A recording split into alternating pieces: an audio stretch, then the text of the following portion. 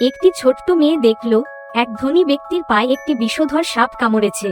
তার সহকারী দ্রুত তাকে চিকিৎসার জন্য হাসপাতালে নিয়ে যাওয়ার চেষ্টা করতে লাগল, কিন্তু সহকারীর বিশ্বাস হচ্ছিল না যে এত সাধারণ একটি গাছের পাতা তাকে সুস্থ করে তুলতে পারে।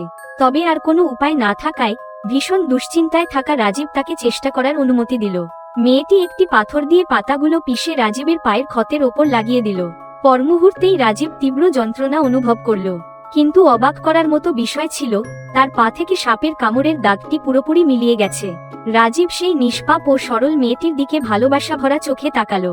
যখন সে জানতে পারল যে মেয়েটি ছোটবেলা থেকেই তার পরিবারের থেকে বিচ্ছিন্ন, তখন তার খুব কষ্ট হলো, আর সে তাকে নিজের বাড়িতে নিয়ে যাওয়ার সিদ্ধান্ত নিল। এই কথা শুনে ছোট মেয়েটি খুশিতে মাথা নেড়ে সম্মতি জানালো। যখন রাজীবের স্ত্রী সীমা মালহোত্রা সবকিছু জানতে পারলেন, তখন মেয়েটিকে তার আরো বেশি ভালো লেগে গেল। তিনি সঙ্গে সঙ্গেই তাকে নিজের মেয়ের মতো করে গ্রহণ করার সিদ্ধান্ত নিলেন। দুই বড় ভাই আরিয়ান এবং কবির দুজনেরই তাদের নতুন ছোট বোনটিকে খুব পছন্দ হয়ে গেল।